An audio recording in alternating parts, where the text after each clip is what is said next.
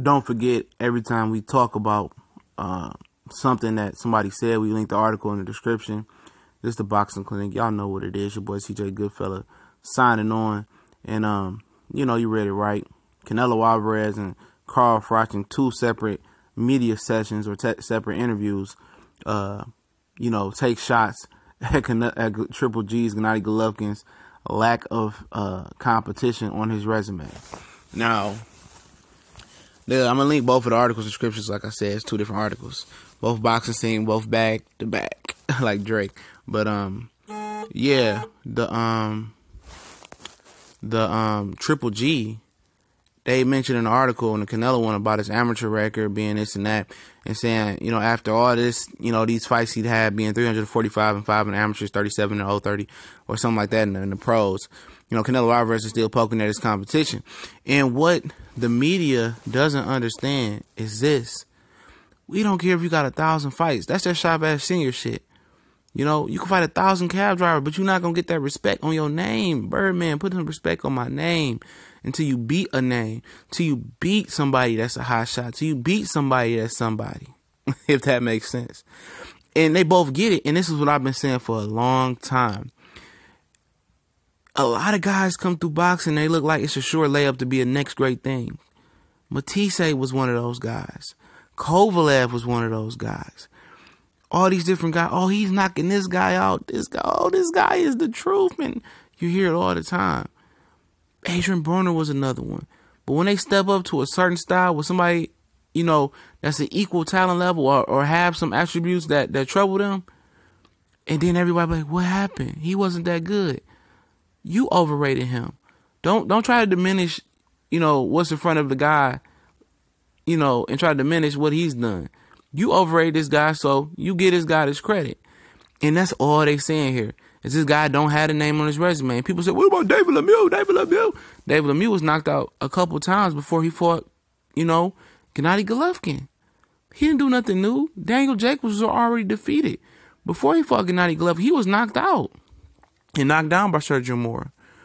He don't have a marquee name, and he didn't want to go get the marquee name. He didn't want to go up there and fight Andre Ward, and people cry about that. Why should he have to do that? And, if he want to be great, and he as good as they say he is, we fight anybody from 154 pounds to 175 pounds, and they changed it to 168 pounds.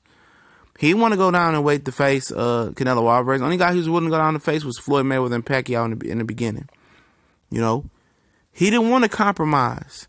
He wanted to sit at middleweight and beat up the middleweight bums of the world, because all of them is bums, except for a select few, Martin Murray and Danny Jacobs, and Ezekiel Brook, and that's the facts. When I say bum, I just mean not that good, so don't take offense to that. He didn't want to compromise. He didn't want to meet nobody in the middle. He didn't want to get a Colbert a good deal. He didn't want to fight Andre Ward. He didn't want to move down and let the Canelo fight happen a little bit sooner and get Canelo the edge. You got to compromise. He's compromising at the box in the paycheck in this fight. He's still compromising. He only set to make $15 million if they do a 1.5 million pay-per-view buys. Canelo set to make $50 million potentially. And he doesn't have the name. And people just think, he beat up 35 guys, and they all was 35 guys that was match made perfectly for him besides Danny Jacobs and Ezekiel Brook. And that's all I'm saying. And you say you a hater. I'm picking Triple G. I love his skill set. I'm not enamored with the speed and the power of him. I'm enamored about the well-rounded of his game, the real roundness of his game. He's a very well-rounded guy. Very well. And I can't take that away from him. And I think he's going to ground some sentiment in Las Vegas this weekend. But it don't stop the fact that he ain't beat nobody. And I've been screaming this for years. Everybody that he beat has been match made perfectly in front of him. It's perfect style for him. And will Canelo be another perfect style for him? He thinks so.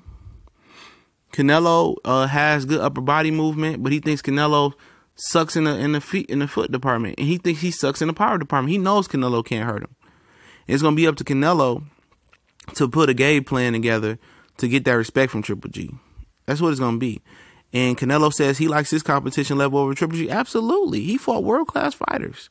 He might not fought a world-class guy that hit as hard as Triple G, but he fought world-class fighters. And it's going to prepare him from this moment, like it or not, or believe it or not. You know, you envision yourself being there if you're Golovkin. But till you be there, you don't know the pressure that's on you in the ring. It's different when you're in a mega fight. When you're on the pay-per-view, they ain't doing 100K. It's a whole different ball game. It's a different when you walk out the tunnel and you see everybody. It's different. Trust me. We gone.